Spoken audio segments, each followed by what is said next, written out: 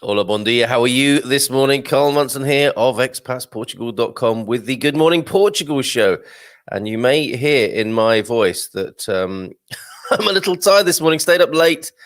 We did a show last night. We did the Portugal show, and we were anticipating what might happen in the United States, of course. That's the big news right now, in case you are living under a rock. I mean, even if you're living off-grid in the hills of Portugal, I imagine by now news of the American election has got to you.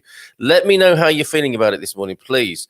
We're here as a community, as ever, to celebrate life in Portugal, and in that regard, to see how the election result in the United States might affect that, especially for all you guys who want to come from America and live in Portugal, or even just to visit as tourists. So let me know how you're feeling this morning as the as things are reaching a climax. Although it has to be said, people are desperate in some ways to know the result. It's like having a plaster torn off, isn't it?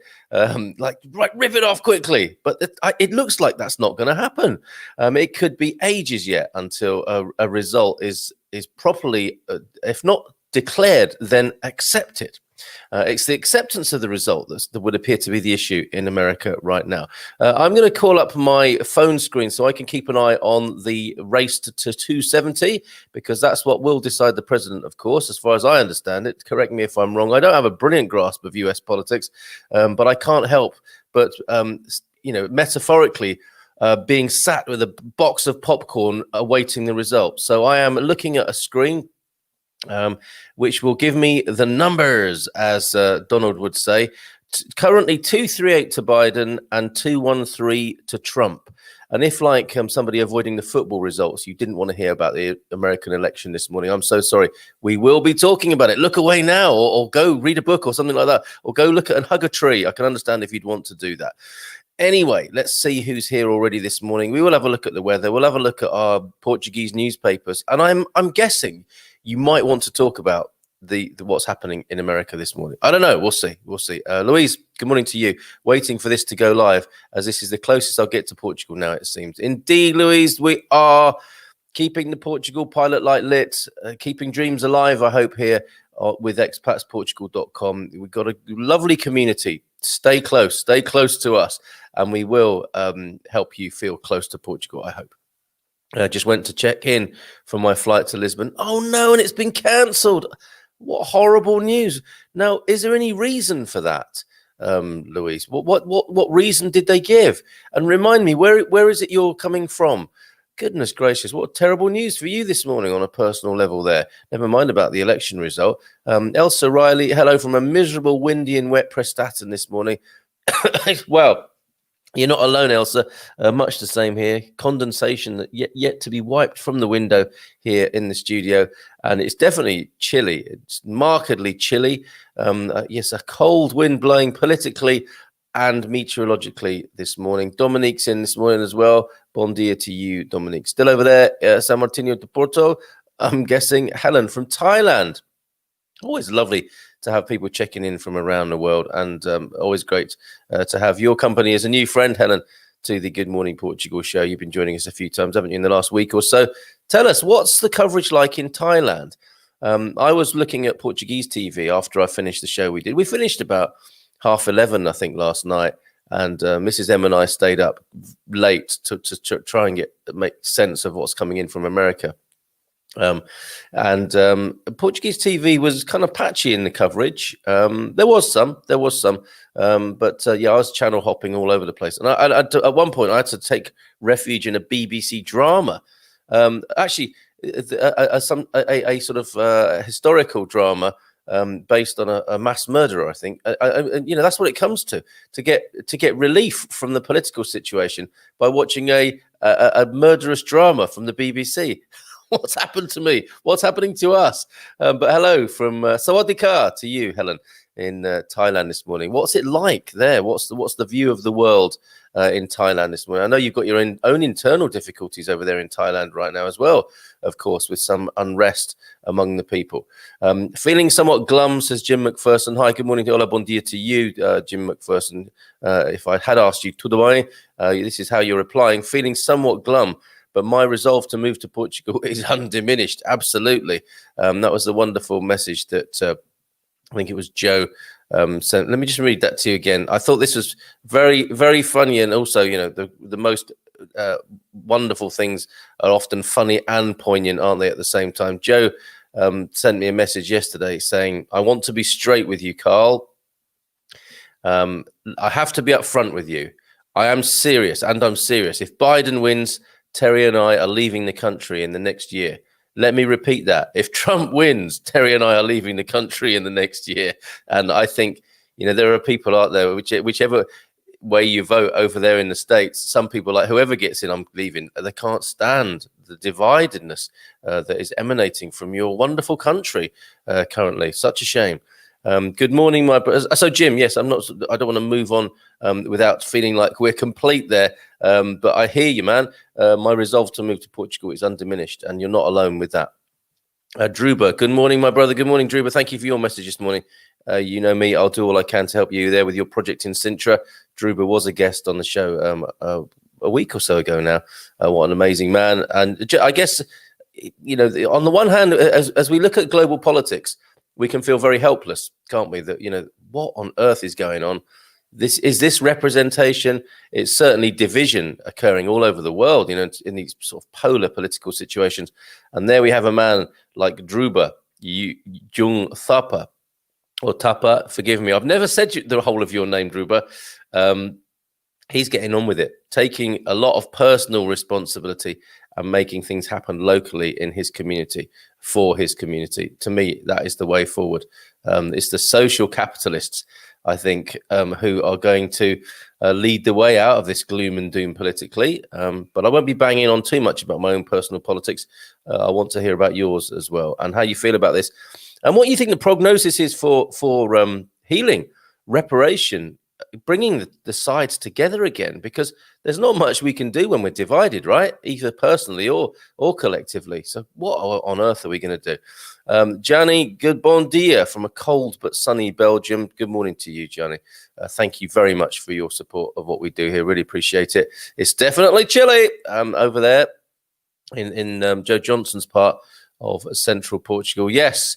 Soon be ice on the inside of the windows in some parts. Oh, talking of ice on the inside, Laura's got the salamander going. I learned what a salamander was. Wood burning stove. Laura lives in a certain part of Portugal. Goish. We talked about that at some length the other night. Where yes, it's you can see your breath sometimes when you're inside the house, but not there this morning. The salamander is going, and she is feeling toasty. Good for you, Laura. Maybe there's a kettle of water and a soup, cabbage soup, simmering away on top of that stove as well. What a lovely vision I'm creating of your life over there. We watch all the international media channels and live feeds in Thailand, seeing what's going on over there. The relationship between Thailand and America, then, what's the deal there? How important is the result to the Thai people, Helen? Yvonne Herman, we're just in the process of buying another house in Portugal, but wonder if it is a legitimate reason or if it's allowed to come over to support the paperwork. Any advice? Welcome.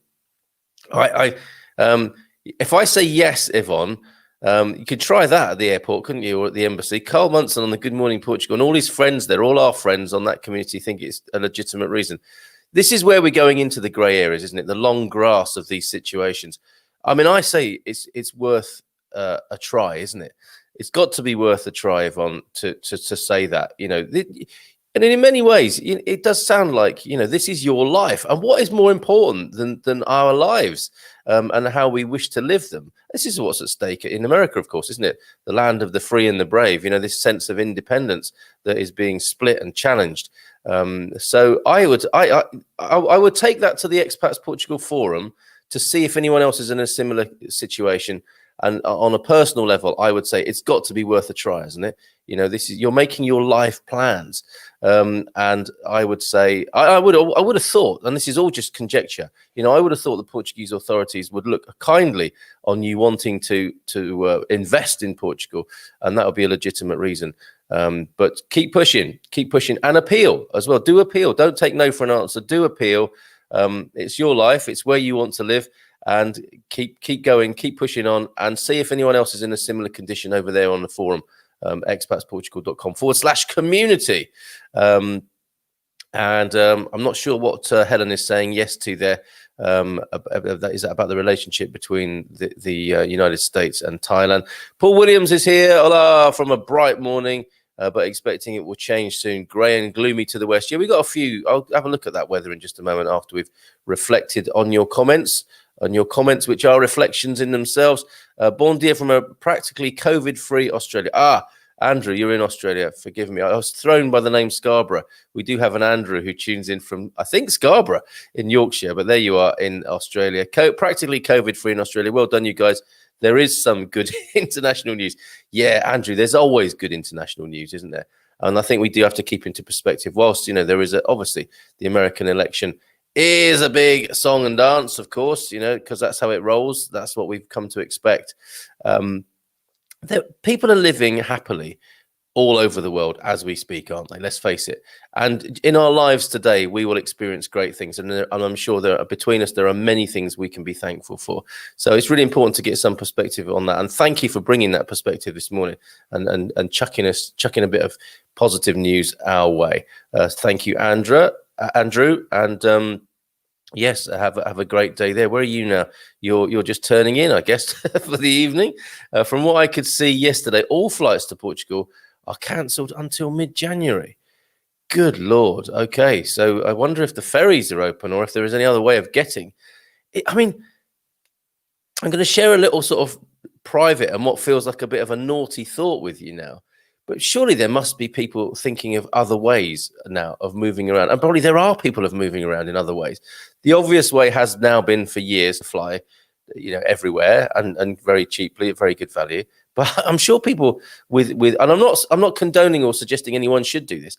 I'm just remarking upon it that there must be people who are thinking, okay, well, what I'll do is I'll get the Eurostar over to France, and then I get a coach from France to Spain, and then I get a train from Spain. And, there are other ways of moving around the continent, aren't there? Once you've got across the water from the UK, for example. Not so easy if you want to leave America in the next couple of years. And some people are forecasting that the restrictions from America won't be lifted. I mean, this is complete, again, conjecture, hearsay opinion. 18 months until people will be moving freely. Again, I can't imagine. I'm an impatient person. I can't imagine what that would be like to have plans and face further months of delay, and many months of delay. But Elsa saying here, from what I could see yesterday, all flights to Portugal were cancelled until mid-January. Hold on a minute. I'm just going to have a sip of my tea.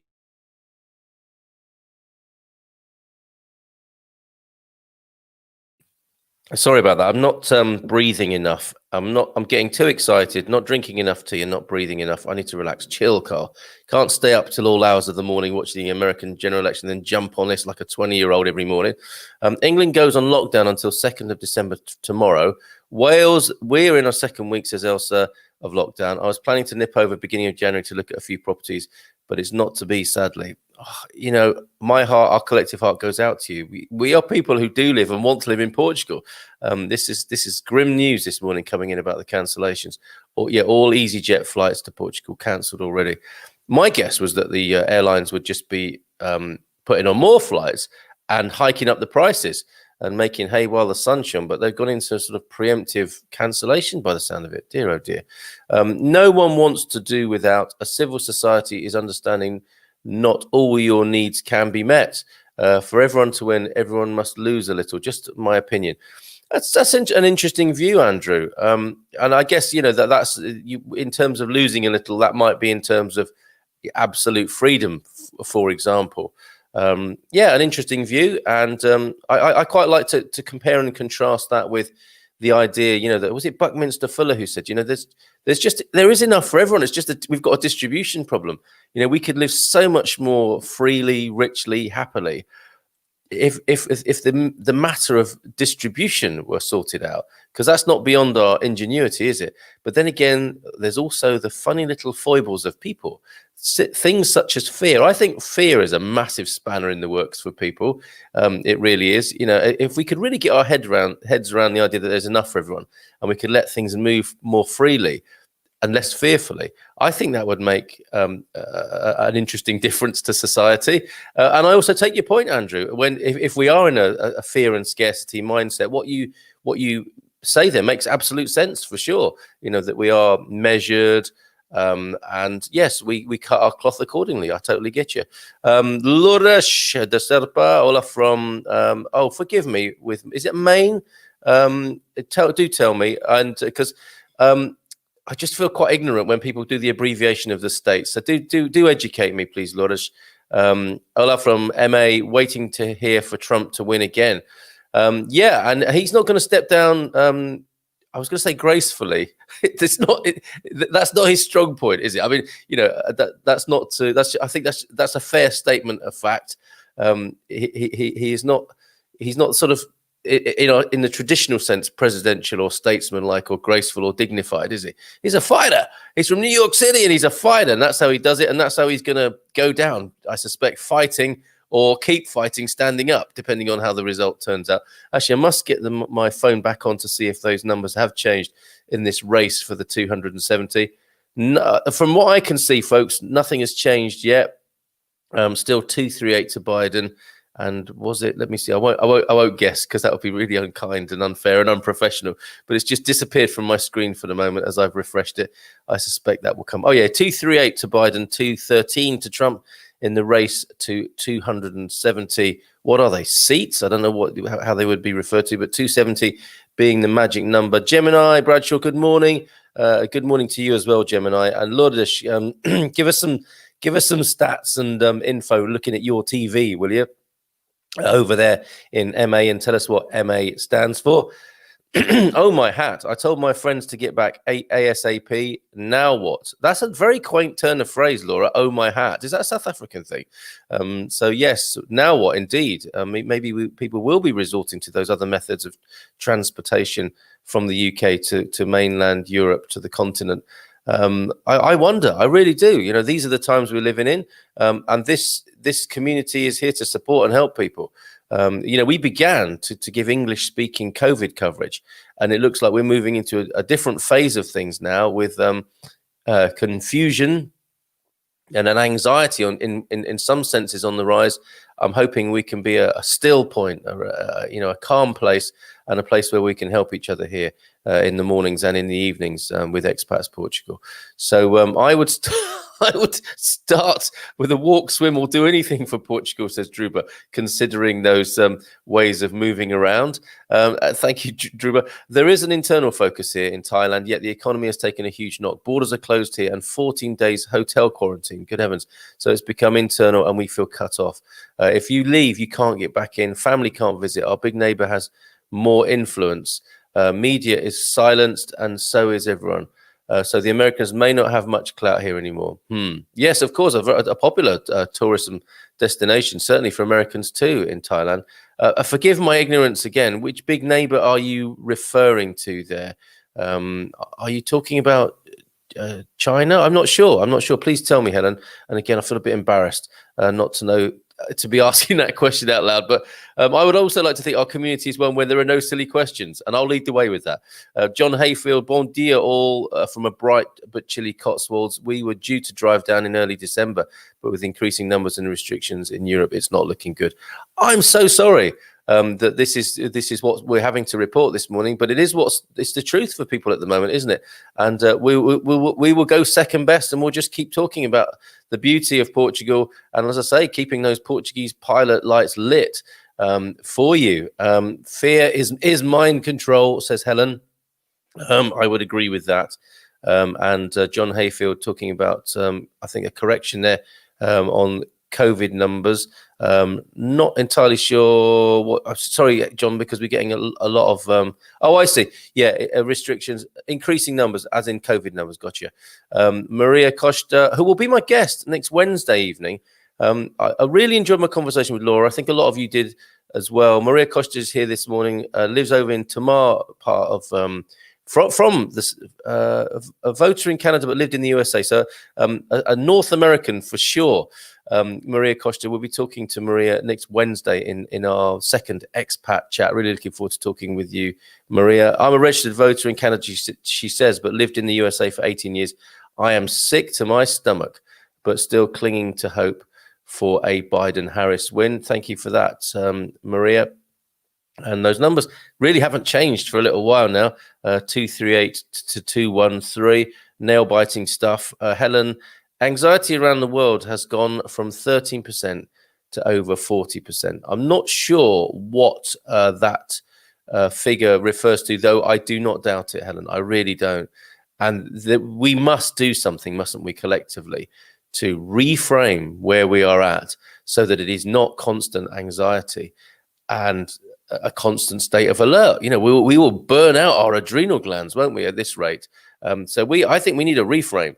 I mean, people are talking about a big reset. I do have my reservations about that. I'm sure a lot of the rest of you do, with this big reset thing that seems to be going hand in hand with some of the if not hand in hand. Sorry, I don't want to go all sort of conspiratorial on you, but I think we also need to be open-minded, open-hearted to what all the possibilities might be. So that would be my view on that. But yes, coming back to anxiety as a general statistic, rising dramatically there, Helen, we have to reframe. We really do need to generate a sense of enjoying life on Earth here as human beings in some way. Otherwise, what is the point? Okay, so yes, China, the big neighbor, having a big influence on life in Thailand. Interesting. Laura, how do we incorporate fairness in running any country? It will be quite a challenge going forward. It may be more important than researching. Yes, absolutely. Artificial intelligence. There's enough of that around at the moment, isn't it? I mean, not just AI as in the grand concept, but a lot of so-called intelligence has a rather artificial feel to it, as in not natural or not related to what human beings truly feel, think, and what's important to them. Perhaps a very lucrative business, finding resolve to the Great Divide and keeping people happy and calm. I think in political terms, Portugal's got the structure for that, with how it moves from grassroots, and the cameras, the town halls, the districts, the municipalities, then the districts. Excuse me. The structure's there, but it always seems difficult for power not to move towards the top, and then for things to get divisive, and for the gap between the rich and poor to get bigger and bigger. So I think it takes a massive act of will and a great investment actually for people to act locally, to take responsibility for local democracy and accountability. And I'm very encouraged by that in Portugal. I hope to learn to speak more and more of the language and learn more and more about the culture and be an asset to my community locally. It's one thing. I mean, you can see I love being part of a virtual community like this, an online community. But I also think it's really important to be part of your local actual community. And the phrase I used before, become a social capitalist, grow your social capital, grow food, grow good relationships. Surely that's where it starts. And this whole notion of like one of two men running a country is bizarre. At some point in the distant future, we must look back at these sort of presidential elections and think, what? You were trying to decide if one man, and it's always been a man, hasn't it, so far anyway, if one man supposedly has all this power. It's a bizarre thing. It's a bizarre perspective and a bizarre setup that I'm sure we will see as being quite strange in years to come. And hopefully it will change, and it will be much more grassroots and much more bottom up soon, because it might just have to be, in response to what you're saying. Talking of learning the language, everybody repeat after me.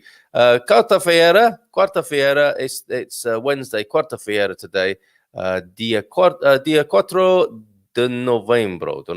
So there you go. That's the day and date in Portuguese in our little gesture to help you learn the language. And Palavra, dodea. What was it yesterday? Parabéns, because Portugal did so well as a tourism destination, as did the Algarve, and a whole bunch of other establishments across Portugal did brilliantly. Porto scooped an award for being a best mini break, I think. So well done, Portugal, yesterday. Parabéns was the word we chose, and we looked at its application in a number of different situations. If you want to check on that, if you missed it yesterday, it'll be on our YouTube channel. But today, who wants to nominate a Palavra do dia? Just to change the subject slightly for a moment, whilst I look at the weather. Already half an hour into the show, haven't even looked at the weather yet. Let me just tell you how it's going to be for the next few days here in Portugal. We are in for a bit of a rainy season, very autumnal, damp and wet here in Portugal. I believe even down in the south, where people flee for good weather. There may be a massive demand on the internet power and flow today, because this page is loading up very slowly. In the meantime, I will just refresh my page as well to see what's happening with the count over there in the States. Yeah, still 238 to Biden, 213 to Trump. Lisbon, 13 degrees and mostly cloudy. Will be a cloudy day with a high of 15 today in the capital, but rain coming until next Monday, would you believe? And then it's going to be a sunny day in Lisbon. And I've said this before, but come Tuesday or whenever the sun does return to Lisbon, it will be like nothing. It will be like nothing ever happened. It will be like it's always been sunny in Lisbon. That's what I really love about Lisbon, how bright and blue it is there. And then, you have rain. And then when the sun comes out again, it's like, oh, yes, this is sunny Lisbon. Like it's always been like this. It's a bizarre thing. Things dry up so quickly and then it returns to picture postcard Lisbon in an instant, it feels like. Porto, currently 10 degrees. A windy day today in Porto. Some sun peeking out from behind the cloud for sure. But same again from Thursday, from tomorrow through to Monday, rain, temperatures hovering between 16 and 19 degrees, but a sunny day forecast for Tuesday of next week. Or maybe they just guessed that. Maybe they just think, oh, so much rain, like 6 days of rain. Let's just slap a sunny emoticon on the end of that. But I don't know. Hopefully our meteorologists that we use here are a little bit more disciplined than that. Coimbra, 10 degrees and overcast at the moment. Rain already in Coimbra. Now 16 degrees the high, and yes, set for rain until Monday of next week. A sunny day Tuesday, and the same in Faro actually. The sun doesn't return until next Tuesday. 20 degrees will be the high then, but the high today is 19, rainy, currently 16 and partly cloudy, and those 6 days of rain forecast for Faro as well. A time for reflection and staying indoors, as if that's what we needed right now. Wow, so there you go. There's your Portuguese weather. Let's go back to more of your comments and your unburdening, your predictions, your unburdening, your need to share with the community here. All are welcome. All views are welcome, as long as it's all done within a sort of respectful manner. That's how we roll here at expatsportugal.com. Let's have a look here then. Elsa says Ryanair are still showing available flights, but when they did this in October, I booked the flights and were cancelled a week later. How annoying is that? You are such a master of jumping in and out. You should teach on Skillshare. Thank you, Maria Costa. Yeah, it's a bad habit as well as a good one, I suspect. Hi all. Go to Brits in Portugal FB page if you need updated info from the British consulate in Lisbon, as they are giving advice and help to those wanting to live in Portugal in relation to the 31st of December, says Vara Chetty. I feel like I should share with you at this moment some news that I believe we're working on this, but the British ambassador will be joining us on the morning show sometime soon to go into these issues. The drive is there to urge all British citizens in Portugal who haven't registered already to do so. And the ambassador will be here himself, I think, sometime soon, yet to be confirmed, to talk to us. And you will be able to have those questions answered directly from the ambassador and I suspect his team here on the Good Morning Portugal show. How exciting is that? Thank you, Vara, for prompting me to say that this morning. Bon dia, my dear. One old fart will win the election. Now, that's a solid and safe prediction for sure. Sean Maguire, thank you for lightening the mood there. The situation in Thailand sounds awful, Helen. Yeah, it just sounds very difficult, doesn't it, Louise? Absolutely agree. Jani says, my shop must close at least until December the 13th. Only passport photos by appointment. I didn't know that's what you did, Jani. This makes me a bit lazy, but I can already start getting rid of what we cannot take to Portugal. Yes, that thing of this is a big challenge for everybody making the move, isn't it? Is what to take, what not to take, what to put in storage. Get rid of it all, start again. It's a tricky one. And Uttaran says, this is the first time I voted. Good for you, Uttaran, exercising your right and privilege there. Fantastic. Gianni, good luck with your sorting through your stuff. It's always a tricky thing, that, isn't it? For those on Instagram, I'm Casa das Seta Marias. Such a good account for fun Portuguese language is Instagram / the Portuguese dictionary. Thank you, Maria. I think we need to give you the right today to choose the Palavra dodea. What you got for us? What would you suggest today? She's already on it. Super easy Palavra. My husband swears that all you have to know is também, pois, and mais. I think he's right, actually, in so many ways. And that's not going to be easy for me to put in as a Palavra dodea there, but I'll do my best. So we have Palavras dodea today, and it almost phrases, haven't we?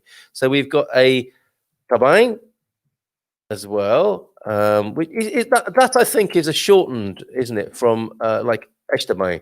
But let's hear from our Portuguese friends who will be tuned in this morning to correct us on that and give us the right sort of guidance, which we're always grateful for to our Portuguese friends in the community here. I'm going to go with that, the Palavras dodea. Let's get that on the screen now. Thank you very much, the Costa household. Maria's husband there. All you need to know is his contention in Portugal is to be able to say também, pois, and mais.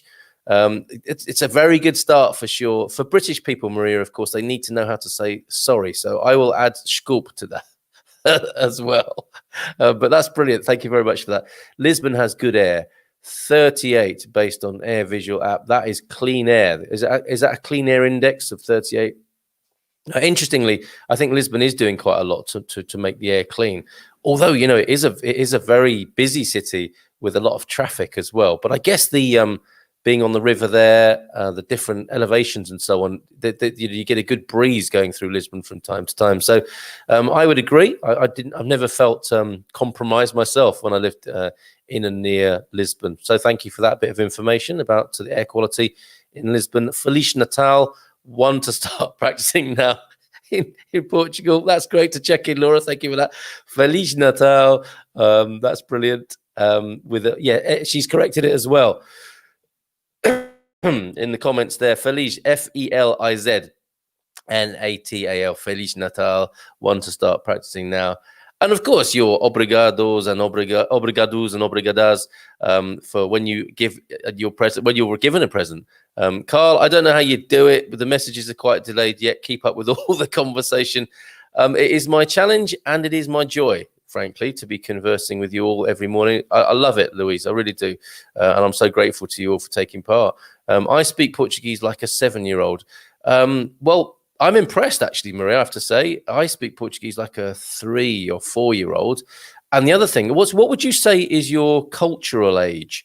I think I'm a child socially and culturally. And by that, I mean, and it's actually quite a nice thing in many ways. If I'm out and about, I can't understand what people are saying around me. And I imagine that's the experience of a toddler, isn't it? You just hear these noises that all the big people make around you. And you don't really know what's going on. You don't know what people are moaning about. You don't know what people are saying that's important. You're just like, da-di-da, you know, noises around me. And then it all starts to make sense at some point, doesn't it? And then you are part of the culture, is how I see it. So culturally, I'm a toddler. Linguistically, maybe, you know, a 4 or a 5-year-old. And I'm really hoping to improve on that. But that's quite a good little index for us there. Laura is still a 2-year-old, linguistically. Yes, and she's cursing the autocorrect as well. But we got you in the end there, Laura, with your excellent suggestion of learning Feliz Natal already ahead of the game. And a comment from Lourdes. I live in a suburb of Boston, Massachusetts, MA. Okay. I was born and raised in the beautiful island of St. Michael, Azores. Oh, wow. Emigrated to America at age 21. Have a brother living in a suburb of Lisbon and an aunt and a cousin in Porto. I am bilingual, hold both nationalities. Would love to live a few months in Portugal, continental, as well as Italy, where I visited a few years ago. Well, fingers crossed.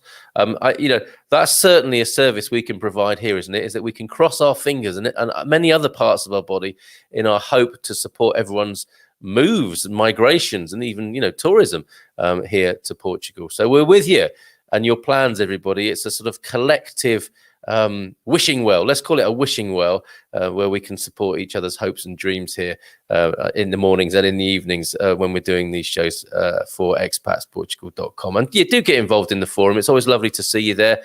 Expatsportugal.com. It's a long-standing community. and you can join free, and you can become a premium member. It helps if you become a premium member. It helps support what we're doing here. And it also gives you a bunch of discounts off professional services that you may well need and you may well be glad of in your moves to Portugal. But one thing that's not in the directory is a tourism guide who can help you get here. Actually, no, I shouldn't say that, should I? I shouldn't say that at the moment. We just have to be patient and keep our eye on the restrictions and hope and pray that they are lifted soon so that you can get here. Maria Costa, be right back. Popping to the gate to get my fresh bread dropped by the bread van. Just slipping that into the conversation over there in Tamar. Check me out. I'm just going to the gate to get my fresh bread dropped off by the bread van. To me, in Portugal, that's another thing I recognize about Portugal, is there is a bread van service. It's almost like the fourth emergency service here in Portugal. Obviously, you know, the services you would recognize as, you know, the police and the fire service, the bombeiros and the ambulance. And then, of course, with the importance of bread, it says, like, you know, what did it say on the one in Korea where I lived? Something like, you know, the bread service, the national bread service. It was a van with bread written on the side, like, so get out of the way, the bread van is coming through, because it's such an important part of life here in Portugal. Joe Johnson says, I speak Portuguese like a 2-year-old, starting to join 2 words together. Well done, Joe. Muito bem, Joe. Muito bem. That's fantastic. And I can do swimming lessons. I'm not sure that counts in the citizenship exam when you go and have to speak in Portuguese. It's like, I'm sorry, I speak Portuguese like a 2-year-old, but I can do swimming lessons. Try it anyway, Laura. See how you get on. Oh, okay. Maybe you're referring to people swimming to Portugal. We say that in jest, don't we? But such is the situation that I think people are considering all sorts for moving around and you know, dealing with the frustration that we're feeling. Okay, so let's maybe conclude there this morning. We will be back tonight at 10 o'clock to reflect on the situation in America. You know, there was a lot of conjecture last night and forecasting, foretelling, thinking about what the impact might be for us in Portugal, for you in America, etc. Tonight we may, or we might not, but we may have something more. I would have thought by 10 o'clock tonight we should know the numbers and what the numbers mean, whether or not those results are accepted by either of the parties, notably by Donald Trump. You know, because he's already said, you know, this is a fraud. This is not. I think he's voided the result already before it's even in. And is feeling robbed, and we will see what that leads to socially, politically in America. But still, the numbers I'm looking at now: 238 for Biden, 213 for Trump in the race to the 270, and I think we will have got to 270 by tonight when we gather again at 10 o'clock Lisbon time to reflect on this. And we will have Frank Devane will be joining us, the Canadian, my oppo from the Expat Man Cave. And I imagine Charles Mitchell will be back from North Carolina as well. A key state, I believe, in all of this. And anyone else who wants to join us, you know, we had a call from Wales on WhatsApp last night. Anyone who's got an interest in this, a vested interest, anybody who wants some help, support, join us tonight from 10 o'clock, okay? A couple more comments before we go then. I was going to look at the Portugal news in terms of, as in the portugalnews.com, one of the news sources, also the Portugal Resident. But they've been up all night, I think, watching the results. And there's nothing new published on either of our news services for English speakers in Portugal, as far as I can see this morning. They are waiting for the result, presumably, or some sort of result to share with us. So nothing to speak of there, nothing for me to share with you from there. So I'll just share a couple more comments, and then we'll see you again at 10 this evening. Philomena, good morning to you, Philomena. Hoping to do another Philomena Friday soon. Great fun as ever last Friday. My baker leaves my bread at the gate every morning. I don't even need to go anywhere. It's such a lovely picture of Portuguese life, that, isn't it? Hot bread being left at the gate every morning. I would get out and get it quickly. Actually, this morning it's raining. Did you hear my weather forecast, Philomena? Get out there quick. Your baps might be soggy already. Laura, if I don't join tonight, it's because I fall asleep at 7 p.m. usually. Laura, you're excused. When you told us about your renovation program, the amount of work you've done in the last 12 months, I'm not sure. I'm not surprised that you're asleep by 7 p.m. of an evening. So you can awake to the nightmare, I suspect. That's my prediction. And I hope it's not so. I really do. I hope I'm wrong. But you maybe you'll join us again tomorrow morning as we rake through the ashes of the presidential election in the United States and just hope and pray for peace in that horribly divided situation over there. Elsa, just been advised we're working from home now until the 2nd of December. Whoopie-doo. I mean, it's nice, isn't it? And it's especially nice if bread's delivered to your gate. But I mean, like Helen was saying before, this is a challenge to our vitality and mental health. And there are things we need to do, aren't there, to help us stay strong, stay positive. And I think we really... I'm not going to use that dread phrase, we're all in this together, even though we are. But I think these are times when we need each other. Us bunch of strangers here, I can tell you from my point of view, I just, I have a reason to get out of bed for one thing in the mornings, which is a bit of a standing joke. Literally, doing this keeps me off the streets and gets me up in the morning. And for that, I'm so grateful. But I have made so many friends and I feel a connection with people that would not otherwise be possible.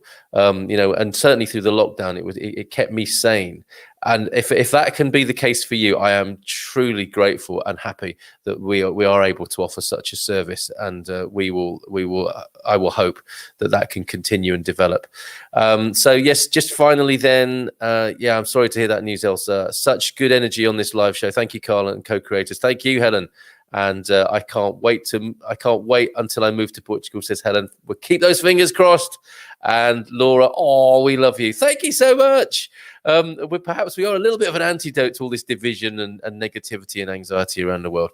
Have a great day. Have a great day. Bom dia to you. Like truly, bom dia. Isn't that a beautiful phrase in the Portuguese there? A good day to you. Bom dia. So beijinhos, abraços, teja, and all the many other ways of saying goodbye in Portuguese. And we'll see you tonight at 10, or we'll see you in the morning if you are, like Laura, asleep by 7 o'clock. And final, what a brilliant note to end on. Yes, Carl, community is everything now. Take care. Bye for now. Ciao, ciao.